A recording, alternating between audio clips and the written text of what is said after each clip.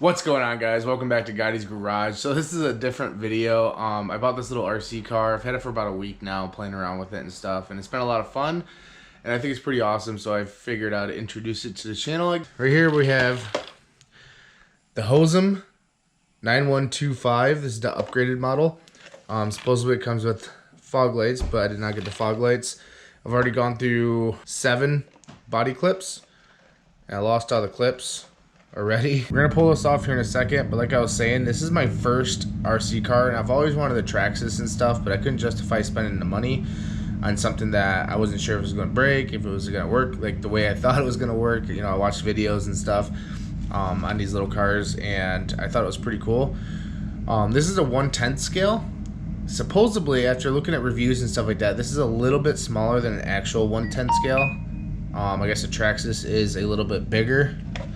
But you pull the body off, and you get this pretty cool like frame looking thing. It comes with dual batteries. These are, I just said are really weird, but let me pull this off. So these are dual LiPo 1600 mAh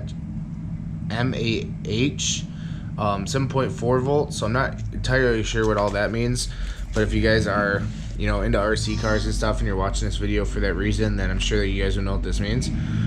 There are 6 gas-filled shocks, so you don't get that bounce or whatever. You get that kind of, you know, like off-roading soft suspension feel.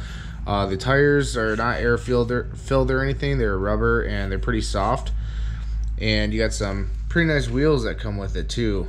A couple things that I noticed on this car. First of all, is the charger that it comes with. It takes about 5 hours to charge like all of these, so you're lucky if you can play with it twice a day, you know, full cycle. And then another thing that I noticed is this little like spot that they keep for the batteries. You know, it's very small, and this just, it does not fit in there. So a lot of the times you gotta fix like your Velcro strap 2 or 3 times while you're playing, because the batteries will slip out and drag on the ground. And then they do little things like this where they kind of like tear the soft cover and all of that stuff. So those are a couple things that I did notice. Also, these wheels tend to come loose. I don't know if that's a common thing with these RC cars or not. Dude, what the hell is that thing? I don't know if you see that or not. I think it's huge.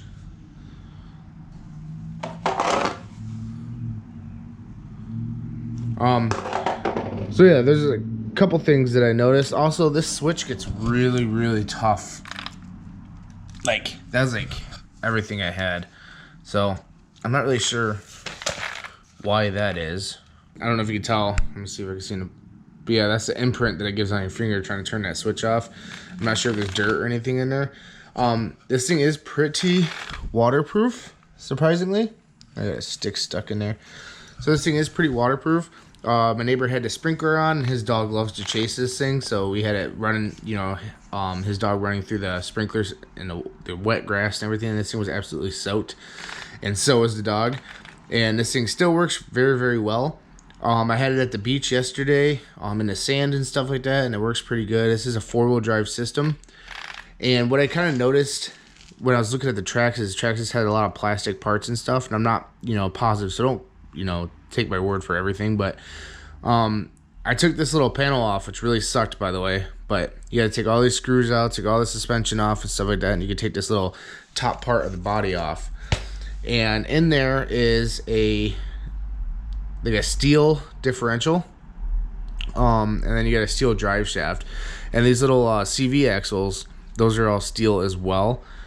I mean, your upper and lower control arms and your tie rods are all plastic and stuff, but they seem to be holding up pretty well since I beat the crap out of this thing.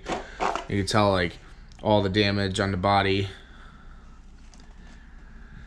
Now for parts, they have a whole website, and in the instruction manual it shows all the parts and stuff for this exact model.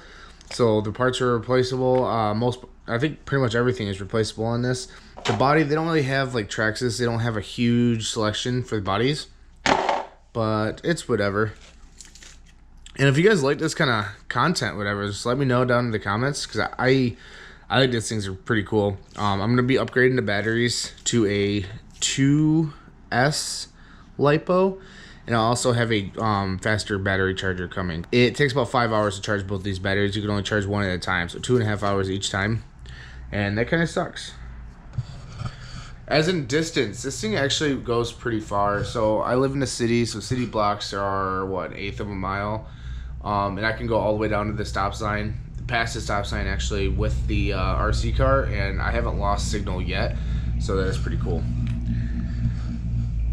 So let me know what you guys think below. Also, you guys got approximately 5 minutes of video of me kind of like thrashing around in this, and I would really love to be able to buy a Traxxas next and kind of, you know, play around with this. I live by the, you know, in the Great Lakes area, so I live by the beaches and stuff. It'd be kind of cool to take the cars out there.